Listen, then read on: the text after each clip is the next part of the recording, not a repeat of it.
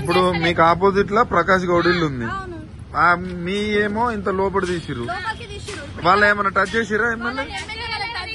ఇప్పుడు main road ఉన్నప్పుడు అక్కడ నుంచి ఎమ్మెల్యే ముందు కొని ఫస్ట్ నేను చేస్తాను, అది అయిపోయిన తర్వాత అందరం చేద్దాం అంటే అందరం ముందరకు వస్తాము. ఇప్పుడు తను ముందర ఉండి తను చేపియాలి, అందరం రూల్స్ ప్రకారం అందరం వస్తాము. ఇప్పుడు అక్కడ చేపించకుండా ఆల్రెడీ ఒక రోడ్డు కాలేదు, ఏం కాలేదు. ఇక్కడ రోడ్డు వైండింగ్ అయిన తర్వాత కూడా మళ్ళీ ఎక్స్ట్రా ఇప్పుడు ఆల్రెడీ ఇక్కడ 80 feet ఉన్నాక కూడా పర్మిషన్ ఉన్నాక కూడా ఎందుకు మరి ఎమ్మెల్యేకు మీకు ఎదురుగానే ఉన్నాడు, కనీసం మీరు చెప్పొద్దా? వచ్చిండన్నా చెప్తే వచ్చిండు, రాలేదని అనకూడదు. వచ్చినాక ఆపండి అని చెప్పిండు. మరి ఆయన ఇల్లు ఎందుకు వదిలేసారు చెప్పిండు, మళ్ళీ పోయిండు. అంతేగాని ఇంకా నేను దాని గురించి మనం మాట్లాడేది అసలు ఏం చెప్పలేదన్నట్టు కాదు. వచ్చిండు, అడిగినందుకు మాట్లాడిండు, చేయగలను అని చెప్పిండు, పోయిండు.